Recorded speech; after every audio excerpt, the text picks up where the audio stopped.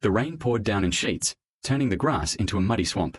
I stood at the edge of my brother's grave, staring blankly at the casket being lowered into the earth. It felt surreal, like I was watching someone else's life unravel instead of my own. My twin brother, Jason, had always been the stronger one, the more adventurous one. He was the guy who could climb any mountain, face any challenge, and come out smiling on the other side. But now he was gone. Or so they said. My phone buzzed in my pocket, startling me out of my daze. Who would text me right now? Everyone here either hated me for surviving or pitied me for losing him. I pulled it out, expecting some generic condolence message from an old friend or distant relative. Instead, the screen lit up with 4 words that made my blood run cold. I'm not dead. It's not me in the coffin. My heart stopped. The text came from Jason's number. His phone. How was this possible? My fingers trembled as I stared at the words, reading them over and over again until they blurred together. What the hell? I whispered under my breath. Before I could process what I'd just read, another message popped up. Where are you? I hesitated, unsure if this was some sick prank, but something deep inside me, a gut instinct I couldn't ignore, told me to respond. At your funeral, I typed back, my hand shaking so badly I nearly dropped the phone. The reply came almost instantly. I can't tell you where I am. They're listening. Don't trust your wife or our parents. My stomach churned. What did he mean by they? And why shouldn't I trust Sarah, my wife of 5 years? She'd been by my side through everything, through losing jobs, through arguments, through the grief of Jason's supposed death.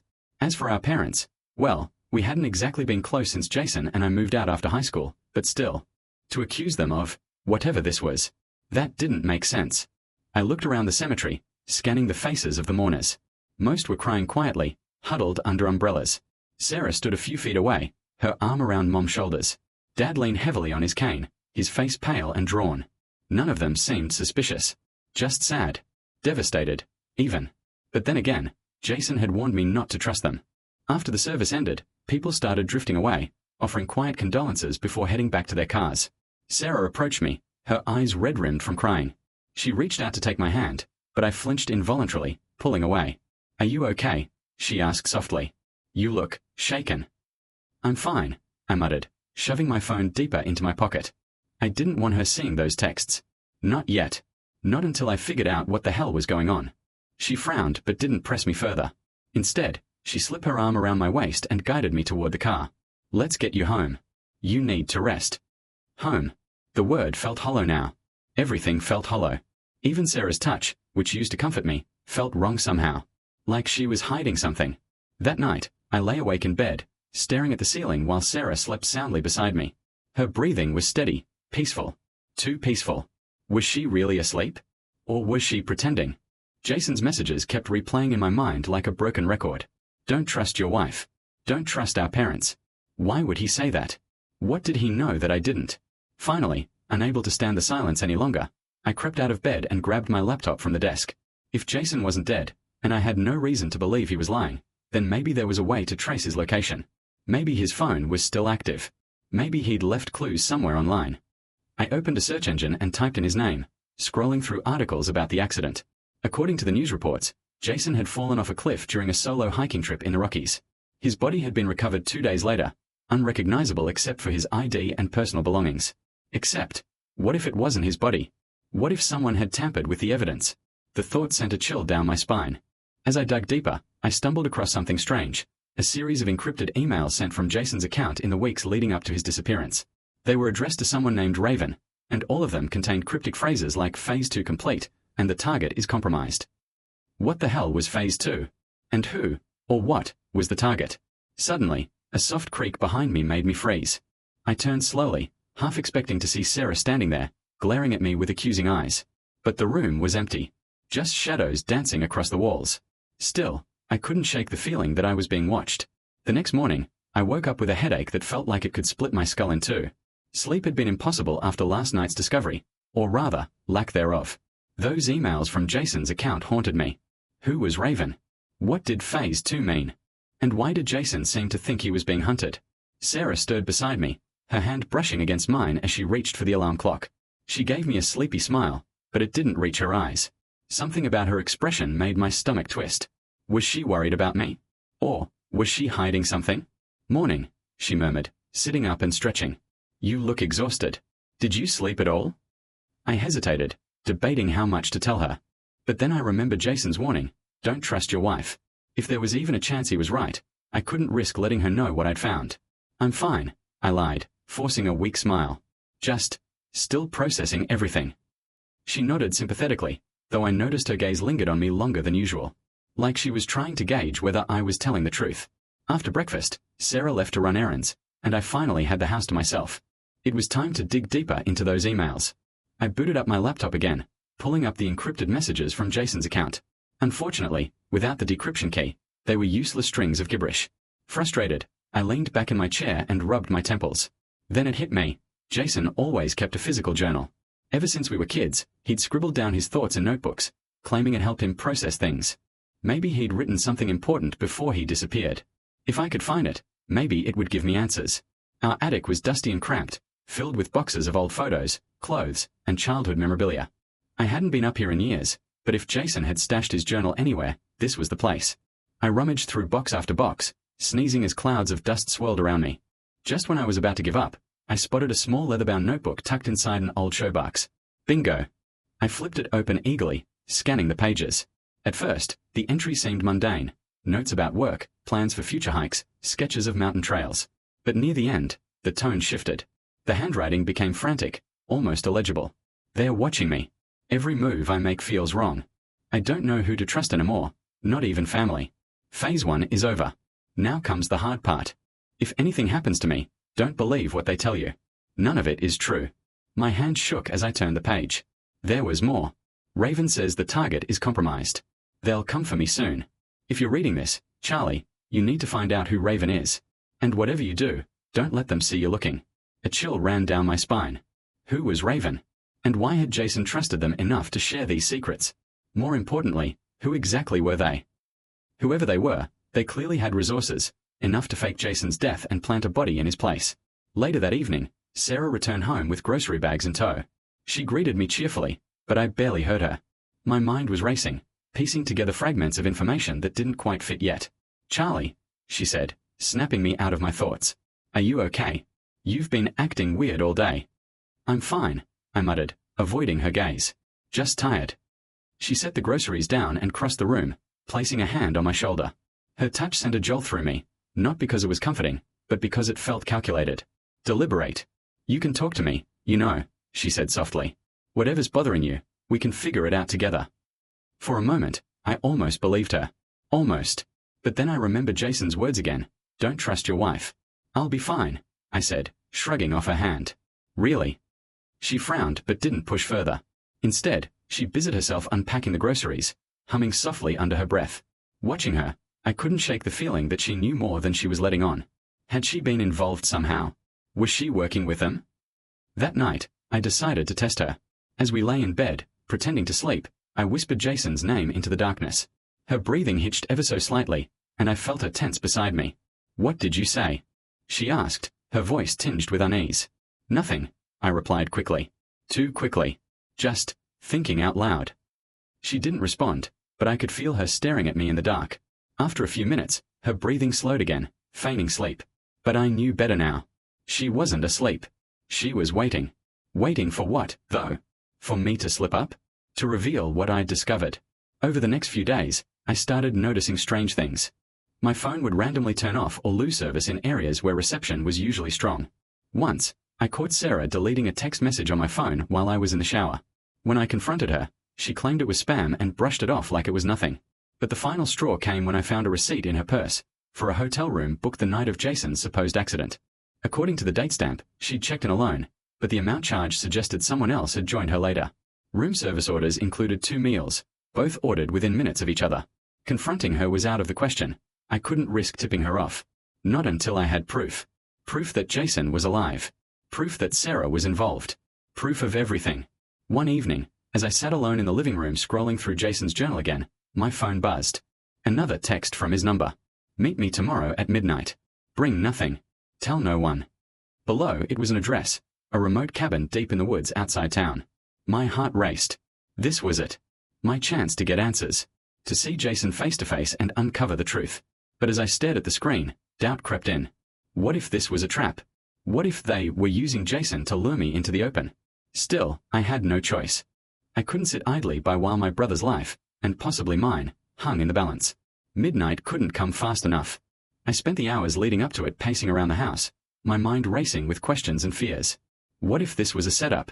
What if Jason wasn't really alive, and I was walking into some kind of ambush?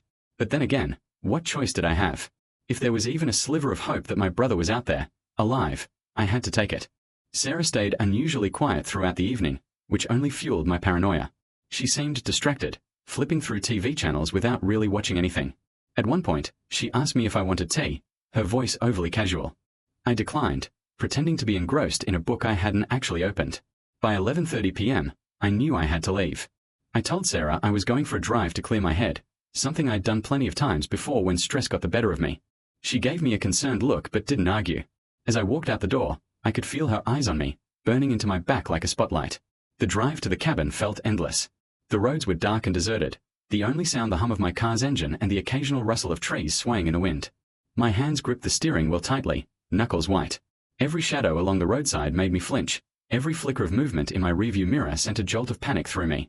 When I finally arrived at the address, the cabin loomed ahead like something out of a horror movie.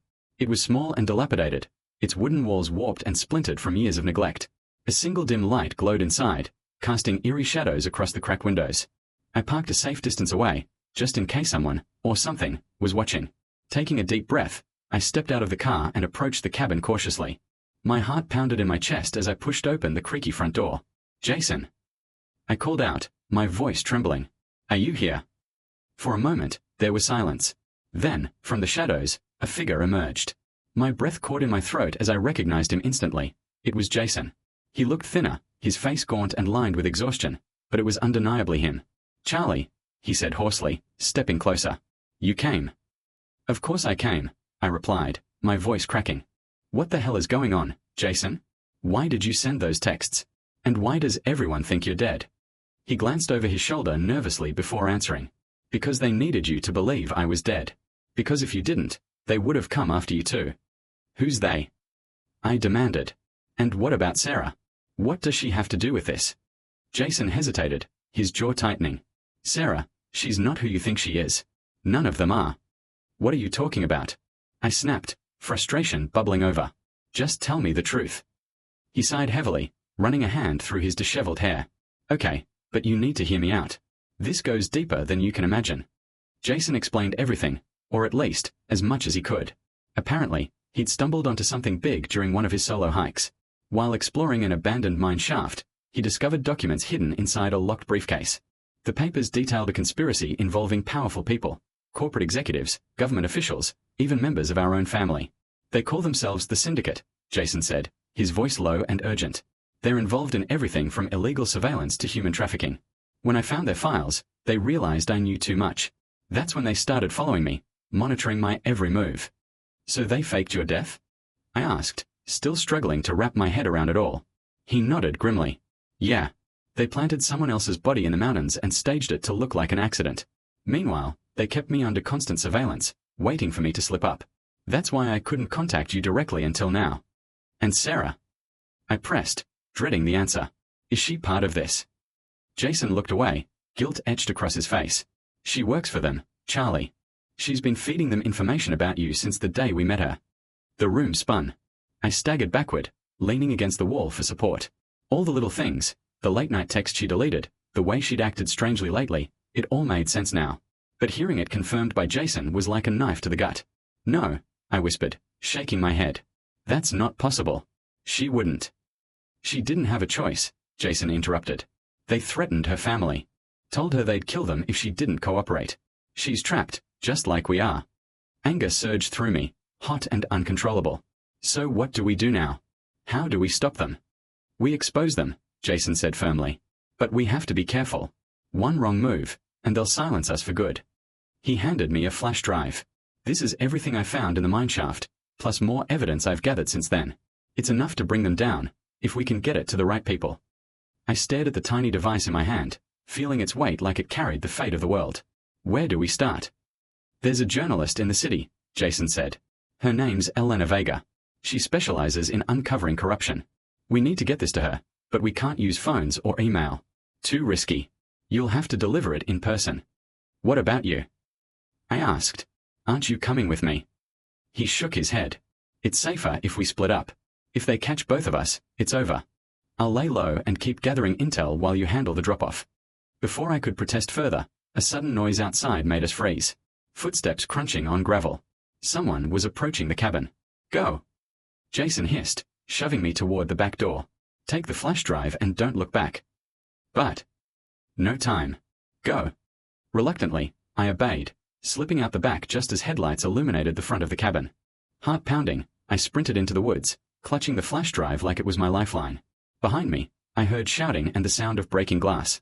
I didn't stop running until I reached my car. As I sped away, tears blurred my vision. Was Jason okay?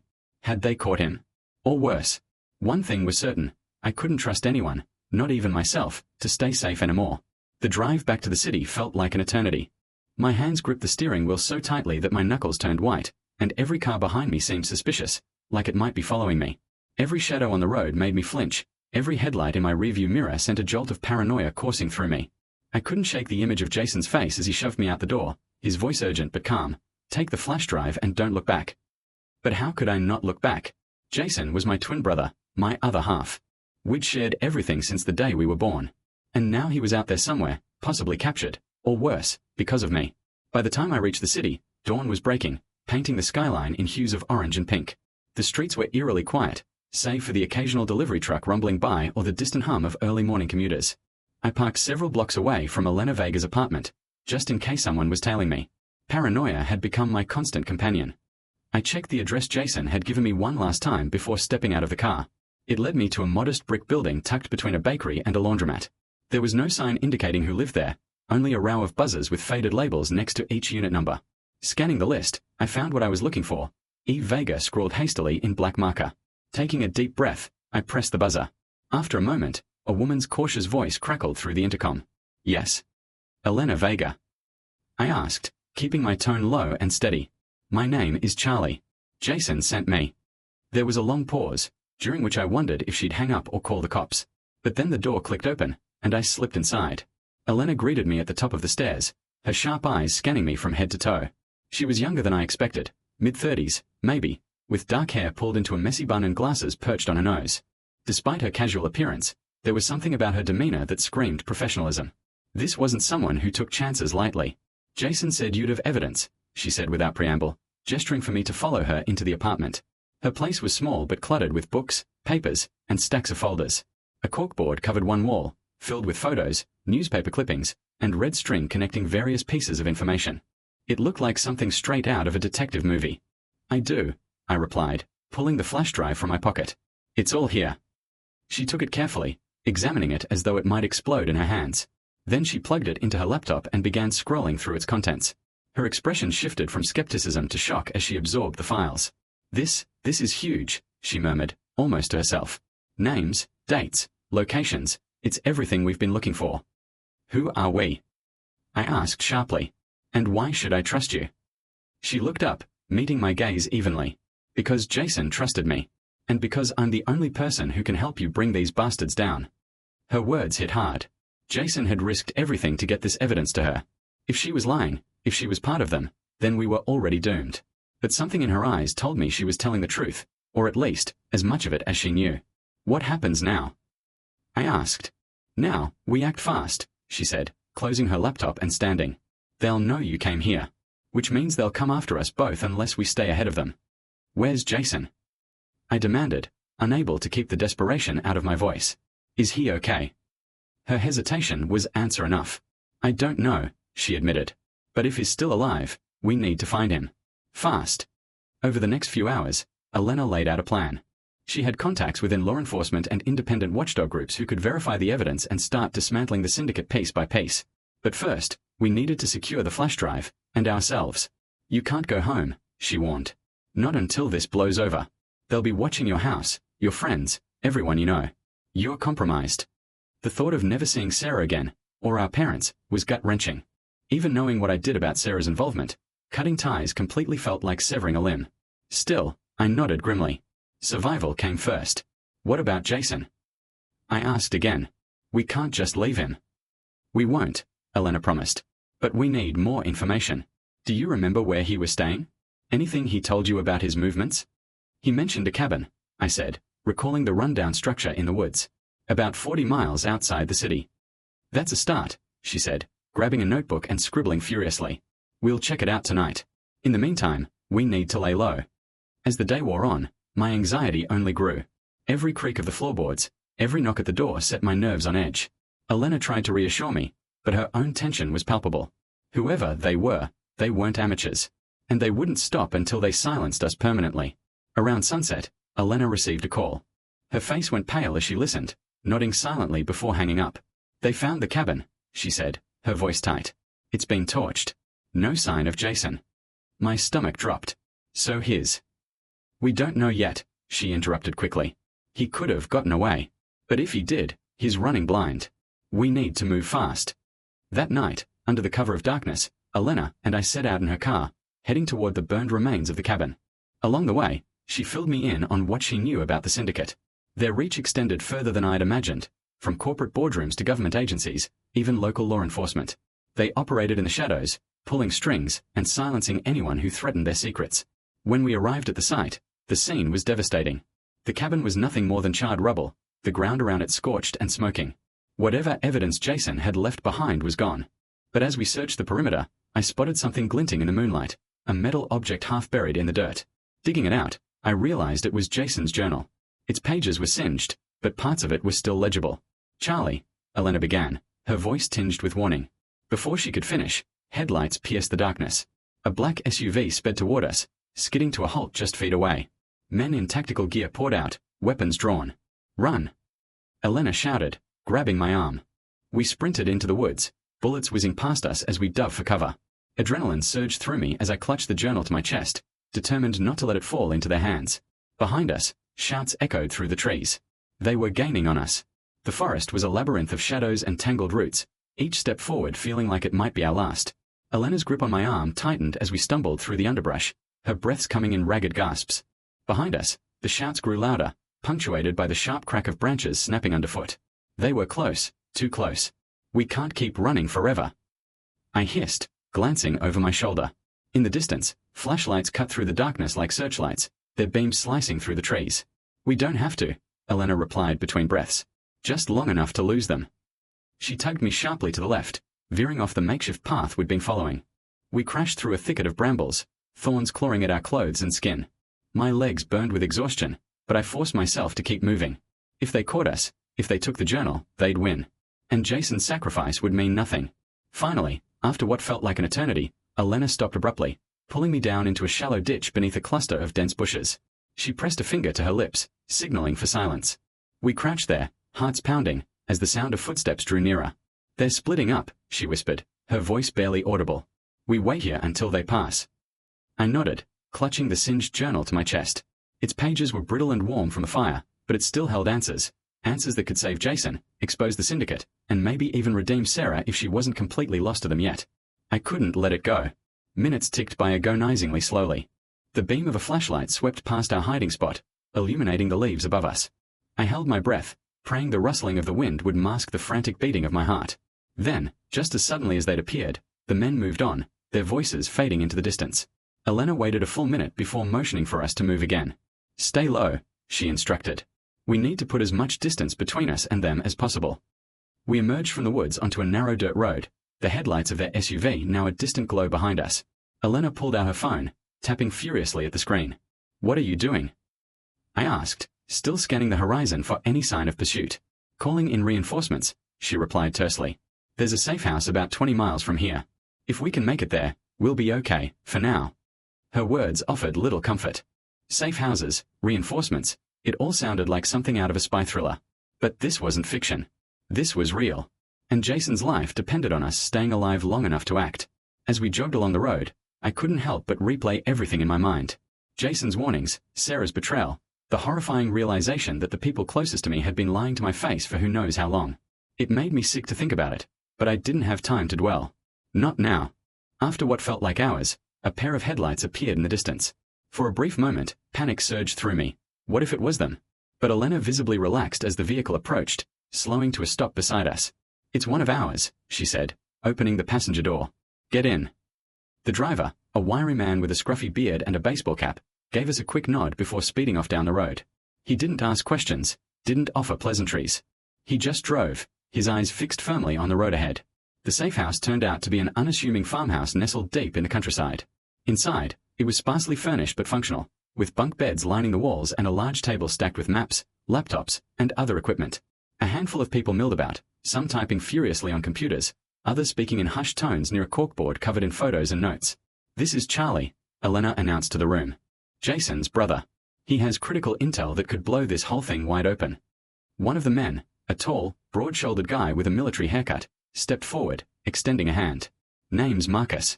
Former Army intelligence. You're in good hands." I shook his hand hesitantly, unsure whether to feel relieved or more paranoid than ever. Everyone here seemed competent, but trust was a luxury I couldn't afford anymore. Elena led me to a corner of the room where a laptop was set up. "Let's see what's in the journal," she said, gesturing for me to sit. Carefully, I opened the charred pages, flipping through them until I found something legible.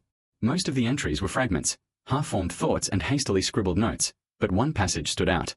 "If you're reading this, Charlie, then I'm probably gone. There's a secondary location where I stashed backup evidence. It's hidden in the old quarry outside town. Look for the red X carved into the rock face. Trust no one, not even Elena. Verify everything." My stomach churned. Trust no one, not even Elena. What did that mean? Was Jason implying she couldn't be trusted? Or was he just being cautious? "I need to go to the quarry," I said abruptly, standing up. Elena frowned. "What? Why?" "There's more evidence there," I explained, holding up the journal. "Jason wrote about it. Said it's marked with a red X." Marcus stepped closer, peering over my shoulder. "That's risky. If they know about the cabin, they'll have eyes on the quarry too." "I don't care," I snapped, my voice rising. "Jason risked everything to get this far. I'm not stopping now." Elena hesitated, then sighed. "Fine. But we do it smart. No heroics. We'll scout the area first, make sure it's clear." The next morning, we set out for the quarry, armed with binoculars and a plan. From a hilltop overlooking the site, we scanned the area for signs of surveillance. At first glance, it seemed deserted, a gaping pit surrounded by jagged rocks and overgrown weeds. But as we watched, a black sedan rolled into view, parking near the edge of the quarry. "There," Elena whispered, pointing toward the driver's side door. "That's Sarah." My blood ran cold. Sure enough, Sarah stepped out of the car, glancing around nervously before heading toward a specific section of the rock face. She traced her fingers along the surface, searching for something. "She's looking for the same thing we are," Elena muttered grimly. "Which means they're onto us." Before I could respond, another car arrived, this one belonging to the Syndicate. Men in suits spilled out, surrounding Sarah and shouting orders. She froze, clearly terrified, as they yanked her arms behind her back and shoved her into their vehicle. "They're taking her," I said, my voice hollow. "They're going to kill her." "No," Elena corrected, her tone icy. "They're going to use her to draw us out. Which means we need to move fast." The sight of Sarah being dragged into that car hit me like a freight train. For all her betrayal, for everything she'd done, I couldn't let them hurt her. She might have been working with the Syndicate under duress, Jason had said as much, but now she was just another pawn in their game. And if there was any chance to save her, I had to take it. "We can't just leave her," I said firmly, turning to Elena. "They'll kill her." Elena's expression hardened. "I know. But charging in blindly won't help anyone. We need to think this through." Before she could finish, Marcus cut in. "There's no time for thinking. They're moving out. If we don't act now, they'll disappear, and so will she." He was right. The sedan carrying Sarah and the men from the Syndicate was already pulling away, kicking up clouds of dust as it sped down the dirt road leading out of the quarry. Without another word, Marcus sprinted toward our vehicle, motioning for us to follow. We piled into the car, tires squealing as Marcus floored the accelerator. My heart pounded in my chest as we raced after them, the landscape blurring past in streaks of gray and green. Every second felt like an eternity, every turn bringing us closer to a confrontation I wasn't sure we were ready for. After several tense minutes, the sedan skidded to a stop at an abandoned warehouse on the outskirts of town. Its occupants spilled out, dragging Sarah inside while keeping a wary eye on their surroundings. From our vantage point behind a cluster of trees, we watched as they barricaded themselves inside. "This is it," Marcus whispered, handing me a small handgun. "You don't have to come in with us, but if you do, stick close and stay sharp." I nodded, gripping the weapon tightly despite the tremor in my hands. This wasn't some action movie. This was real life. People were going to get hurt, or worse. But I couldn't back down now. Not when Jason and Sarah's lives hung in the balance. As we approached the warehouse, Elena signaled for silence. Using hand gestures, she directed Marcus to circle around the back while she and I took the front entrance. My pulse thundered in my ears as we crept closer, each step creaking ominously on the rotting wooden planks beneath our feet. When we reached the door, Elena gave me a final nod before kicking it open. Gunshots erupted immediately, echoing through the cavernous space as we dove for cover behind stacks of crates. The men from the Syndicate returned fire, their bullets ricocheting off metal surfaces and splintering wood. "Stay low," Elena shouted, firing back with precision. Through the chaos, I spotted Sarah tied to a chair near the center of the room, her eyes wide with terror. One of the men stood beside her, using her as a human shield. Rage boiled inside me. These people didn't care about anyone. They were monsters, pure and simple. Summoning every ounce of courage I had, I broke from cover and charged forward. Time seemed to slow as I moved, dodging bullets and weaving between obstacles. When I reached Sarah, I tackled the man holding her, slamming him to the ground with enough force to knock the gun from his hand. "Charlie!" Sarah cried, tears streaming down her face. "What are you doing here?" "No time to explain," I grunted, cutting her bonds with a pocket knife I'd grabbed earlier. "Can you run?" She nodded shakily, and together we made our way back toward Elena and Marcus, who were still exchanging fire with the remaining Syndicate agents. Just as we reached them, a deafening explosion rocked the building, sending debris raining down from above. "What the hell was that?" Marcus yelled over the din. "They rigged the place to blow." Elena shouted back, "We need to get out, now."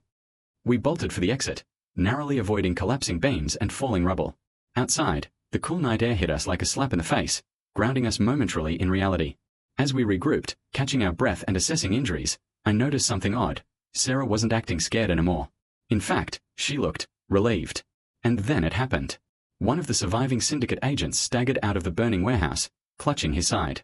Before anyone could react, Sarah stepped forward and delivered a swift kick to his knee, sending him sprawling to the ground. She snatched his gun and aimed it squarely at his head. "You son of a bitch," she spat, her voice cold and steady. "Tell me where Jason is, or I'll pull the trigger." Everyone froze, stunned by the sudden reversal. Even Elena lowered her weapon slightly, confusion etched across her face. "Sarah," I began hesitantly. "What are you doing?" She turned to me, her eyes blazing with determination. "Charlie, I'm sorry I lied to you. But I never stopped loving you, or fighting for you. I've been playing both sides since the beginning, feeding information to Jason and trying to protect you. That's why they wanted me silenced." My mind reeled. Everything I thought I knew was unraveling right before my eyes. If Sarah was telling the truth, then she wasn't the enemy. She was part of the resistance, just like Jason, and maybe even Elena. But there was one question left unanswered. "Where's Jason?" I demanded, stepping closer. "If you've been helping him, you must know where he is." Sarah hesitated, glancing at the agent on the ground. "It's not that simple. They've got him somewhere secure, a black site. Only the highest-ranking members of the Syndicate know its location." Before anyone could respond, headlights pierced the darkness once more. A convoy of vehicles screeched to a halt nearby, disgorging armed figures who immediately opened fire. Reinforcements had arrived. "Go!" Sarah screamed, shoving me toward the tree line. "I'll hold them off." "No!" I shouted, grabbing her arm. "Not again." "It's the only way," she insisted, tears streaming down her face. "Trust me, Charlie. Please." Reluctantly, I obeyed, following Elena and Marcus into the woods as gunfire erupted behind us. Each step felt heavier than the last, guilt gnawing at me for leaving Sarah behind. But deep down, I knew she was right. Someone had to survive, to carry the fight forward. Hours later, hiding in yet another safe house, we pieced together what little information Sarah had managed to extract from the captured agent before reinforcements arrived. It wasn't much, but it was enough to give us a lead. A private airstrip outside the city, used exclusively by high-profile clients. "If Jason's alive, that's where they'll be taking him," Elena said grimly. "But getting in won't be easy." "It doesn't matter," I replied, my voice resolute. "We are going in." Because if there was one thing I'd learned throughout this nightmare, it was this: family comes first. No matter what. The private airstrip loomed ahead like a fortress, its perimeter lined with high fences topped with razor wire.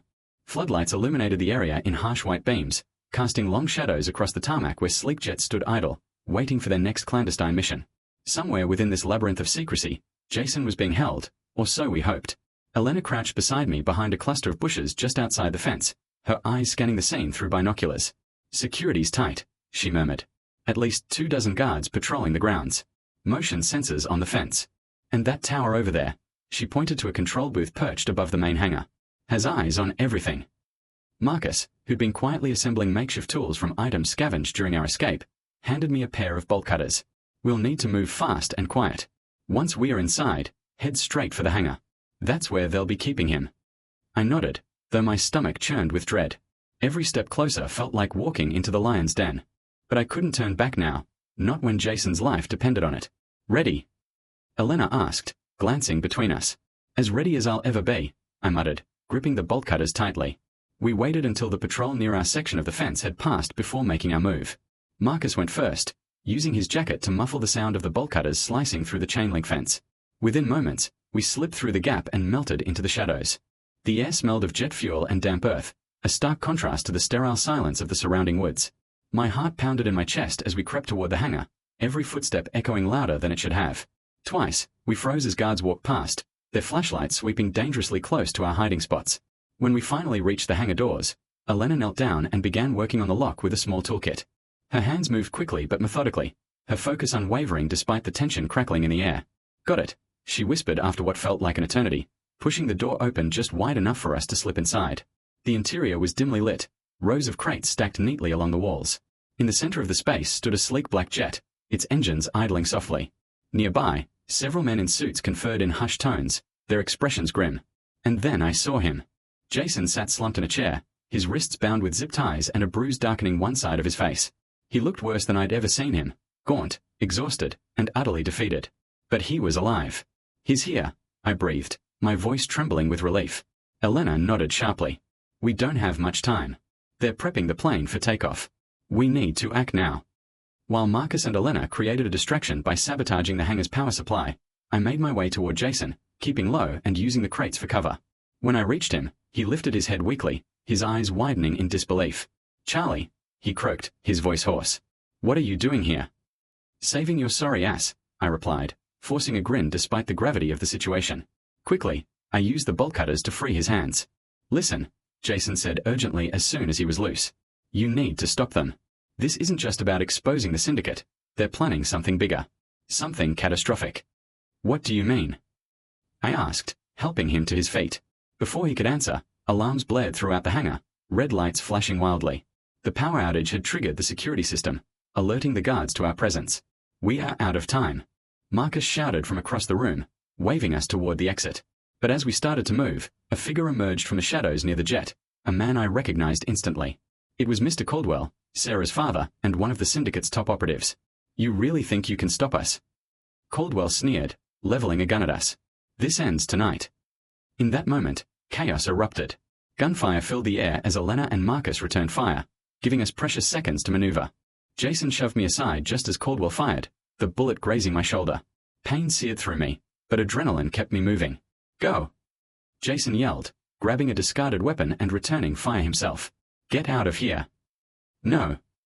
I shouted back, unwilling to leave him behind again. But then another figure burst into the fray, Sarah. She tackled Caldwell from behind, wrestling the gun away from him in a desperate struggle. For a brief moment, they grappled fiercely, neither gaining the upper hand. Then, with a final shove, Sarah sent Caldwell sprawling to the ground, pointing the gun at him triumphantly. It's over, she declared, her voice steady despite the tears streaming down her face. Guards swarmed the hangar, but reinforcements arrived just in time. Law enforcement agents led by none other than Elena's contacts. Within minutes, the remaining members of the Syndicate were subdued, their plans thwarted. As dawn broke over the horizon, we stood together amidst the wreckage of the night's events. Jason leaned heavily against me, his injuries finally catching up to him. Sarah hung back, her expression wary but hopeful. I'm sorry, she said softly, addressing both of us. For everything. Jason gave her a weary smile. You saved us, Sarah. That counts for something. She nodded, tears welling in her eyes once more. Does this mean we are okay? For now, I replied, pulling her into a tentative hug. But we've got a lot to talk about. Later, as we watched the authorities cart away the remnants of the Syndicate, Jason turned to me with a solemn look. They're not gone, he said quietly. Not completely. There will always be people like them, people who think they're above the law. But tonight, we proved that even the strongest networks can crumble if you hit them where it hurts. I nodded, understanding the weight of his words. This wasn't the end. It was only the beginning. A new chapter in our lives, forged in fire and blood. And as the sun rose higher, bathing the world in golden light, I realized something important. No matter how broken or betrayed I felt, family would always find a way to heal itself. Together, we'd survive the impossible. Together, we'd won.